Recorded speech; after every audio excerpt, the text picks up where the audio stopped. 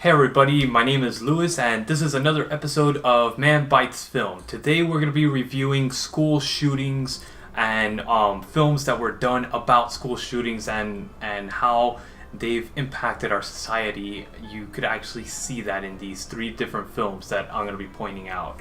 Of course, most of them have to do with bullying and all that stuff. That's pretty much, it's either revenge or bullying. Back then it was not called bullying technically, I guess you could say, or there wasn't like a direct term for it.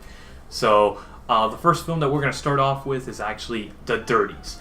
This is a Matt Johnson comedy, and I give this a 9.5 out of 10. I saw this thing and I was completely freaking blown away by how amazing this was.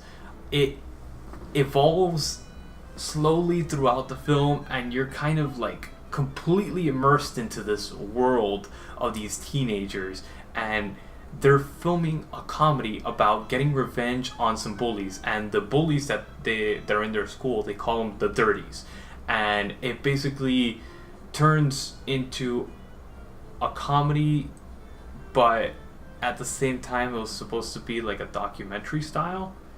And the teacher then goes on to say that basically, you can't do this is too violent for school, you can't turn this in, it can't be, no, we can't accept it. So it goes even further into the mind of this one character and evolves from a comedy into a very, very dark comedy. And it actually, I guess you could say, it builds up, and it builds up sort of like another film that we're going to review a little later, Elephant, that revolves around the Columbine shooting. And it actually goes into that again because it's a two-person, two-friend group. And these two, they've been friends forever, all that stuff, and they work on films together, they know films, they reference films, so especially if you're a film addict, you're going to love this film because they reference a bunch of movies throughout. It has a lot of referential humor about movies, and it's actually really cool. I think the references that they do it properly, I guess. And they grew up together, so they know their type of humor, but they sort of grow apart from each other because one is extremely nerdy, and he takes on a revenge type of attitude about being bullied, and the other one just, he's like, I just want to live my life. I just want to go on with my thing. I don't want to cause conflicts, that type of attitude. So they kind of grow apart because of that, and that's where the main storyline goes. This is streaming on Netflix. I honestly saw this thing and I was so blown away by it. I wanted to buy it instantly. That's how good of a film it was. They're actually coming out with another film, or it came out with another film just a few weeks ago, and it actually goes into the conspiracy theory of Stanley Kubrick recording the film, the moon landing, faking the moon landing back in the 70s, and it's actually something I really want to watch now, especially after watching this. So please check this out. Again, it's The Dirties, directed by Matt Johnson. This one is streaming on Netflix. The next film that we want to go straight into is White Rabbit. This is a 2013 film. I'd give this a 6 out of 10. It's Tim McCann is the one that directed this. And this one is a little bit more of a Lifetime movie, I guess you could say. It has that kind of melodrama to it. And it's basically this kid that he lives in somewhere in the Midwest, I'm guessing. He's kind of a hillbilly, you could say. The movie starts off with him and his dad going hunting and killing a rabbit, and he's traumatized by the fact that the rabbit's guts were all over the place.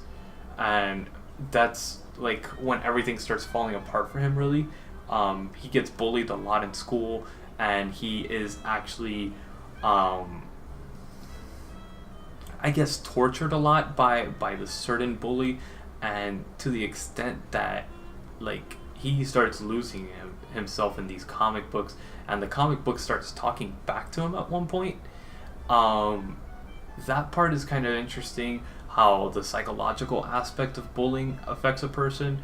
um, I think that's very well done in that aspect, and this is the reason I wanted to review this film, is the fact that it goes into the psychological bullying aspect and how much it actually affects a person's mind to certain people, especially bullying like this, that this is what I call actual bullying, not the verbal assaults and stuff like that that some people do. This guy actually goes and starts beating the crap out of him at one point, and like literally dropping him to the floor into a bloody pulp. All right, that's the bullying that I know. Verbal bullying and cyberbullying and all that stuff. Yes, it affects a person, but not as much as this. This actually affects a person psychologically, completely fucks them up, for a lack of a better word. This film captures that very well. It leads into sort of a school shooting, I guess you could say, getting revenge on everything that's happened throughout the film. And it has a couple of twists that are very cool, very interesting, and it keeps your attention on the film. The characters are very likable. I liked it. It actually has the kid from Super 8, the pyromaniac kid, which is awesome character in this film too. Really cool in this. Really good. This one's streaming on Netflix, so this is easy watch. It's called White Rabbit again. I give this one a 6 out of 10. The last film that I want to review that I mentioned earlier is Elephant. This is a Gus Van Sant film from 2003, and this one's not streaming on Netflix or any of the streaming networks, but it is the first bullying school shooting film that came out in the 2000s, right after like Columbine finally settled down a little bit. He did basically a perspective film about these two kids, and it follows the life of these two kids through the eyes of different cliques inside the school and what they saw of these two kids. It's actually very interesting because it's very slow paced, because it actually literally follows the kids around in real time. So you see them period to period going over and the events that lead up to the Columbine shooting prior to, from the point of view of different groups inside the school and what they saw of these two characters. And then it ends with the two characters, like what their perspectives were and the resolution of the whole thing at the very end, the climax scene. It's a Gus Van Sant film. It's very pretentiously shot. It's very, very like slow paced, through the eyes of very, you have the little motion blur across the film that makes it look like a one of those old photographies, those really cheesy photography throughout the whole film. It's a very, very pretentious film, but it gets its point across very well, and it's one of the first times that you actually see the point of view of these serial killers. It's what they are. All right, these are serial killers. Whether they're bullied or not, they're serial killers nonetheless, and they lost their minds. And it goes into their point of view for the first time ever. You've always seen the point of view of adult killers up to this point, but this is the first film that actually tackles why children become serial killers and why they've turned out into these mass shootings and stuff like that, and the reason what's going on psychologically, the abuse that they endure, both from the students, peers, and their parents. That's a lot of different aspects that you see that you don't realize. Like, a lot of these kids, they're physically abused by their parents, by their peers, and that's what gets them to go crazy and lose their minds. I really don't think a lot of people understand this concept yet, and they haven't really grasped this in a film properly until these 3 films actually came out. I really don't think they have. Even then, people don't really understand it, the psychological impact that abuse does to a person. And I really wanted to make this a point, and that's why I wanted to do reviews on these 3 films, so you actually see what's going on through these people's minds. And I think these 3 films portray that very well. You actually get into the minds of these people that were abused, and I wanted to dedicate this episode to all the school shootings and the victims of those shootings. I mean, because those people have nothing to do with any of this, for the most part. You know, you're talking about one person that did all the bullying, or two people, or a little group of 4 or 5 at the most.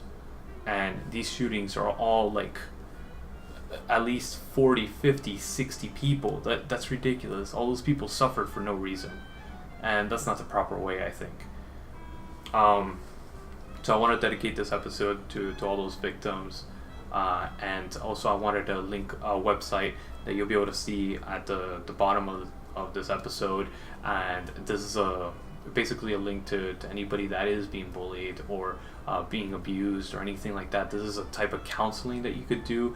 It's anonymous. It's a great website, and I really think that anybody that does need the help to get it, go get it on this website. It's anonymous again. They're not going to go knock on your door. They're not going to go tell your parents about this.